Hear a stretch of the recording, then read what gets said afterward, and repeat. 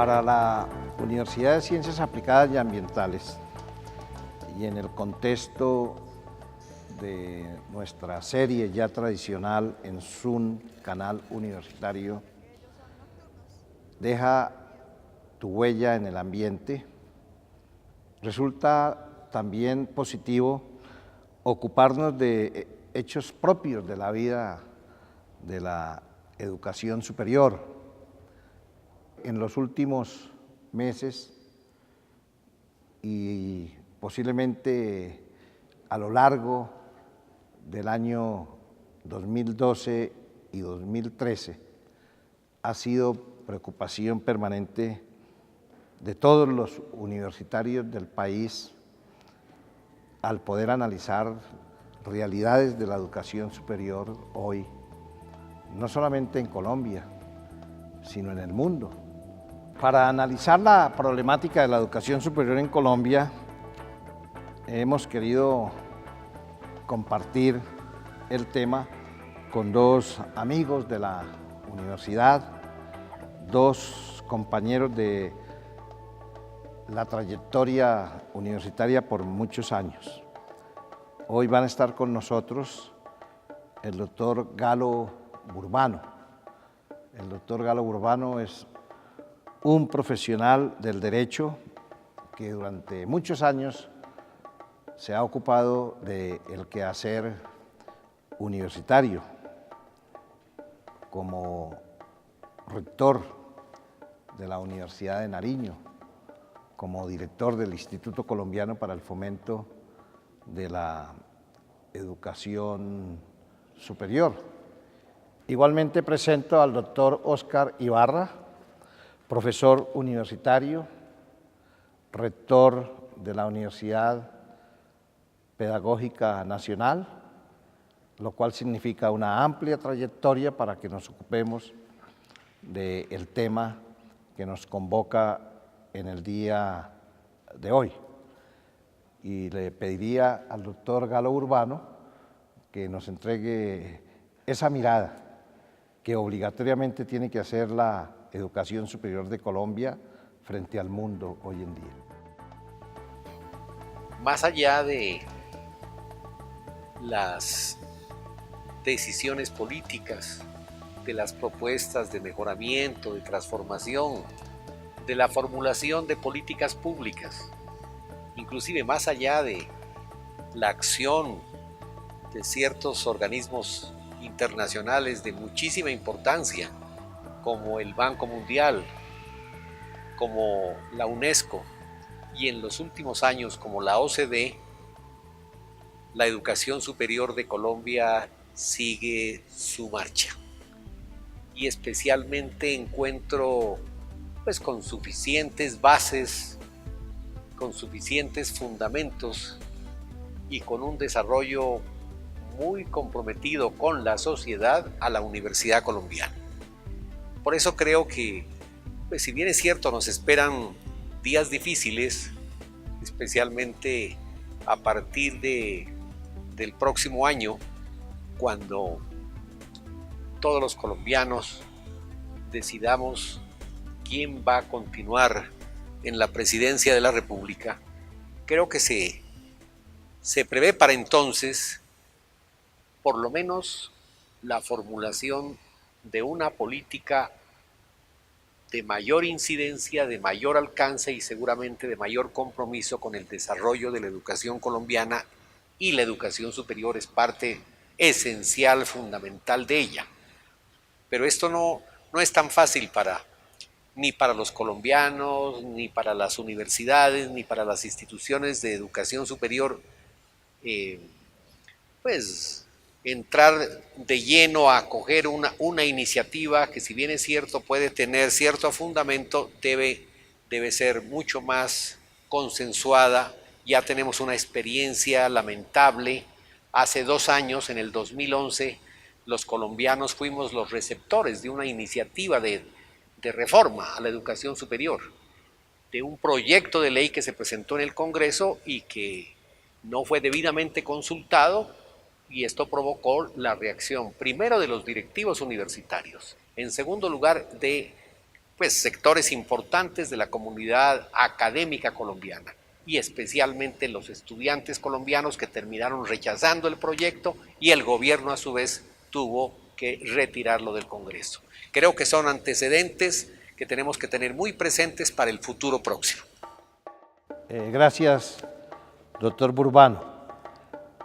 Dentro de esos temas que se identifican como temas que deben de caracterizar cualquier mirada hacia la educación superior, hay unos que en los últimos años han sido constantes.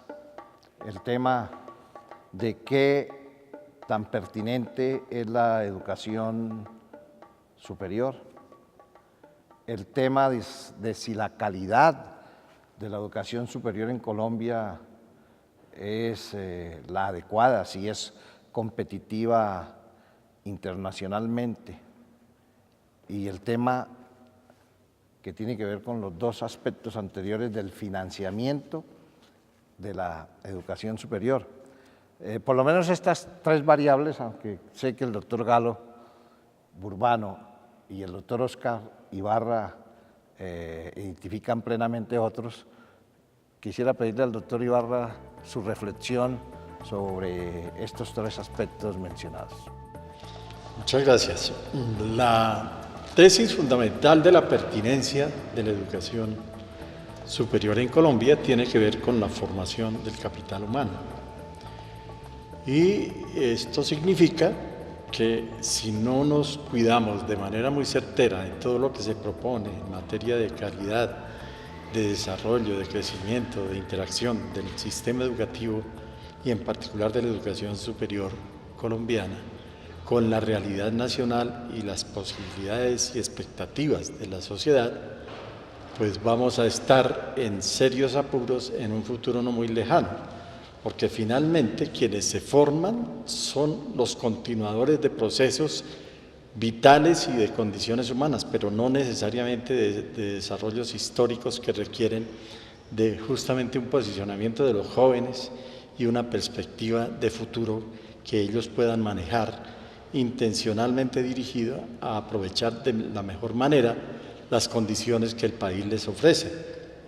Y eso necesariamente pasa por la capacidad de pertinencia de la educación superior. En esos términos hay varios elementos que se han convertido en desafío para el sistema. Lo primero es las relaciones entre universidades y empresas. El sector productivo sigue siendo un invitado muy distante de los desarrollos de la universidad en su conjunto. En ese sentido, trabajamos más desde la perspectiva teórico-conceptual que desde la perspectiva práctico-social. Y me parece que ahí tiene ya un primer gran reto la pertinencia de la educación, y es enfocarse en la dirección de una capacidad fuerte de la formación profesional, dirigiéndola en forma intencional al fortalecimiento de todo lo que tiene que ver con los desarrollos económicos, sociales y políticos del país. Y tiene que ver con la participación de nuestro Estado en la condición misma de creación de nuevas posibilidades a sectores poblacionales que han estado en conflicto y marginados del mismo desarrollo por virtud de la naturaleza violenta del proceso que hemos vivido. En otros términos, la estructura básica de la pertinencia de la educación superior camina por dos grandes vertientes. La primera, la capacidad de las instituciones de educación superior de ser respuesta eficaz a la diversidad necesaria demandada por el mercado, por las condiciones sociales y por la cultura, y de ser capaz de responder en la formación fundamental de los profesionales para el servicio de una sociedad que se moderniza en forma acelerada, y de otro lado, con todo lo que tiene que ver fundamentalmente con la administración de los aprendizajes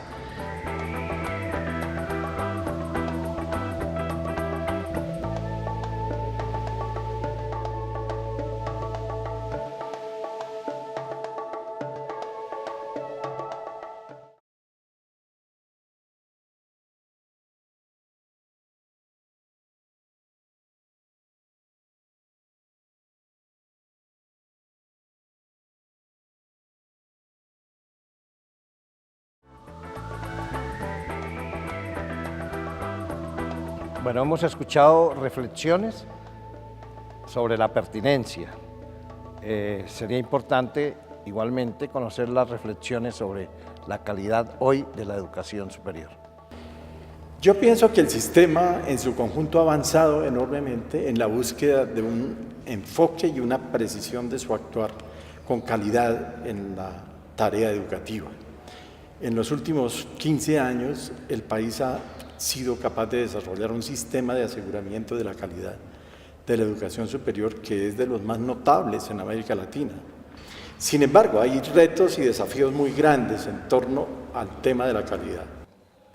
Miremos un tema que es crucial y que ha sido tal vez una de las ambiciones más importantes de los 3 últimos gobiernos, que es el tema de la cobertura de la educación superior.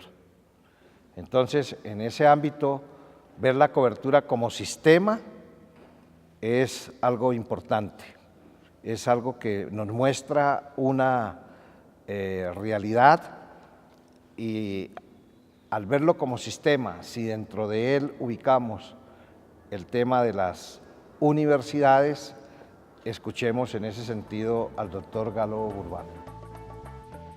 Qué interesante considerar el tema de cobertura de la educación superior. Me parece que sobre este tema pues, se ha desarrollado toda una política en Colombia, pero más que su realización real, efectiva y orientada precisamente al logro de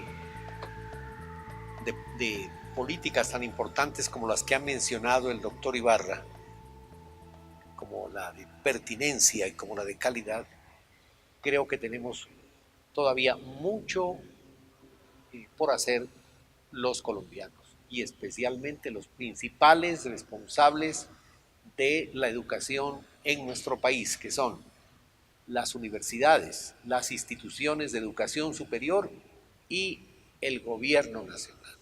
Creo que es muy importante también poner de presente el problema de la heterogeneidad de la educación superior colombiana. Creo que tenemos un número considerable, el mayor número de instituciones, y me atrevería a decir el más alto porcentaje de la población universitaria colombiana está desarrollando sus procesos de aprendizaje en unas condiciones realmente criticables. Creo que la calidad dista mucho de ser una realidad en un altísimo porcentaje, me atrevería a decir en un alto porcentaje de las instituciones de educación superior de Colombia. Esas cifras que indicó el doctor Óscar Ibarra me parece que nos deben obligar a pensar seriamente, porque no es posible entender que de 300 instituciones de educación superior aproximadamente, solamente según la cifra que ha traído el doctor Óscar Ibarra, 29 han entrado seriamente en procesos de acreditación. Una de ellas, y yo debo decir con claridad, es la Universidad de Ciencias Aplicadas y Ambientales, que ha entendido desde siempre la importancia de asumir con responsabilidad la educación superior y en este caso desarrollar procesos de evaluación orientados a la acreditación. Creo que esto me parece que está indicando que más de 270 instituciones de educación superior de Colombia están por fuera de procesos serios orientados al mejoramiento de la calidad. Por eso creo yo que el país tiene que trabajar en los próximos años por cambiar esta situación. Eso cuesta, obviamente, pero quien tiene la obligación de asumir la política y de desarrollar una política consecuente con eso es el gobierno nacional, el actual y el futuro gobierno nacional.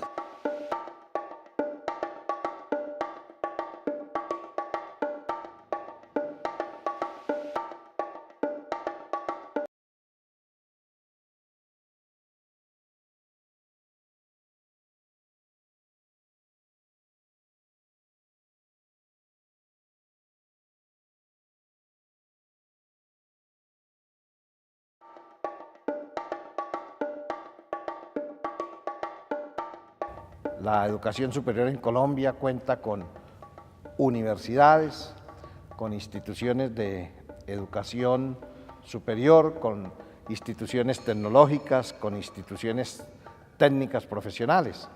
Eso determina unas características en todo lo que nosotros hemos comentado en esta sesión. Pero hay otra diversidad, una diversidad que tiene que ver con las características de las diferentes instituciones. En Colombia está la educación superior pública, está la educación superior privada, dentro de la cual hay una variedad y que tiene que ver mucho con la calidad, instituciones confesionales, instituciones con génesis en grupos políticos, instituciones empresariales, instituciones con origen a partir de grupos familiares. Y eso nos da unas realidades en el país. Esos dos puntos, doctor Ibarra, ¿cómo los analiza usted en el ámbito de lo comentado en el día de hoy? Respecto a la primera tesis, rector, lo que yo opino es que estamos frente a un hecho muy particular. El país está llegando al 34% de cobertura para la formación profesional. Está en este momento alrededor de un 12% de cobertura para el nivel tecnológico y tiene apenas, incluido el SENA, un 4.2% de cobertura en lo técnico y llamado también técnico profesional en algunas veces. En esas condiciones, pues el país no ha resuelto el principal problema desde el cual se formuló esa estructura, y es que se requieren, en términos prácticos, en el orden del desarrollo laboral, por cada uno de los profesionales que formemos 10 técnicos. Seguimos todavía en un déficit de muy alto nivel respecto a la formación técnica y tecnológica. Y seguimos en el enfoque de formar estructuralmente más profesionales que técnicos y que tecnólogos. Por otro lado, en la misma perspectiva se crearon los sistemas propedéuticos que nivelan a través de la formación el que en forma sistemática y progresiva se formen como técnicos, pasen a tecnólogos y luego se formen como profesionales. Sin embargo, en la práctica eso no es tan cierto cuando ustedes miran de fondo el tema de la deserción. El país tiene una deserción muy alta. Estamos trabajando con una deserción del 45% en números reales, que es, sin embargo, por debajo de la media latinoamericana, que está en 50%. Y aún así sigue siendo sumamente alta, con la ineficiencia que produce la deserción en todos los 3 campos de la cobertura. Si bien es cierto, en este momento, cualquiera de los profesionales puede entender que en términos de dólares estamos recibiendo un promedio de $800 para el primer salario de cada uno de los profesionales que egresan, y así lo analizan diferentes agencias internacionales, ¿verdad? Y que la diferencia con los bachilleres que egresan de la educación media, que es aproximadamente de $220, es bien alta. En términos de tasas de retorno para los estudiantes, económicamente la formación es valiosa. También es cierto que solo un grupo muy selecto se beneficia de todo ese tipo de ofertas que hace la educación superior. Las familias pobres no tienen la misma posibilidad de formar a sus hijos que tienen las familias que de alguna manera tienen condiciones económicas para propiciar esos desarrollos. De otro lado, tenemos un mayor número de instituciones privadas que públicas. En términos de las públicas tenemos 32 instituciones de educación pública y las demás de las 286 son de naturaleza privada. Por otro lado tenemos el ICETEX, pero le ponemos más recursos y más recursos al ICETEX y no alcanzan. Estamos en un problema gravísimo porque la condición real es que los recursos no dan para sostener una población que vaya sistemáticamente creciendo y ampliando las posibilidades de una oferta que se pueda democratizar y masificar como se espera. De otra parte, la condición de crédito en que nos estamos comprometiendo con los estudiantes empieza a aguar en el modelo mismo educativo, y eso hay que revisarlo con paciencia porque tiene un efecto real sobre la cobertura. Y es que los estudiantes hoy por hoy reclaman que no se trata de que ellos compren su derecho a tener un título como si compraran un carro y lo pagaran por cuotas, que es un derecho que le corresponde al estudiante por la vía misma de ser él un ciudadano colombiano y un beneficiario de la condición del Estado. Estos temas están en la discusión que el doctor Galo planteaba al iniciar, cuando decía el problema de por qué se cerró la ley y por qué no avanzamos en el Congreso respecto a una nueva reforma.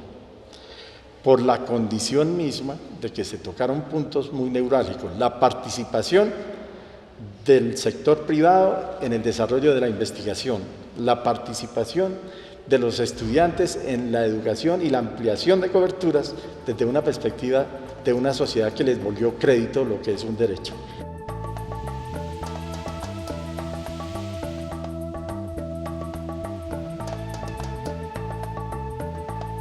Evidentemente nosotros con todos estos análisis llegamos a la conclusión que nuestro sistema de educación superior es muy diverso, es heterogéneo y que deberíamos de aprovechar estos espacios que el Gobierno Nacional ha generado para invitarnos a todos nosotros los universitarios, los dedicados a la educación superior, a poder contribuir con el gobierno en la búsqueda, en la definición de una política pública dirigida exclusivamente a la educación superior en Colombia. Y creo que con estos espacios de reflexión lo que buscamos es ayudar a encontrar una respuesta a una pregunta que durante mucho tiempo nos hemos hecho los colombianos. ¿Cuál es la educación superior que queremos para Colombia? Y dentro de ella, ¿cuál es la universidad que deseamos todos los colombianos?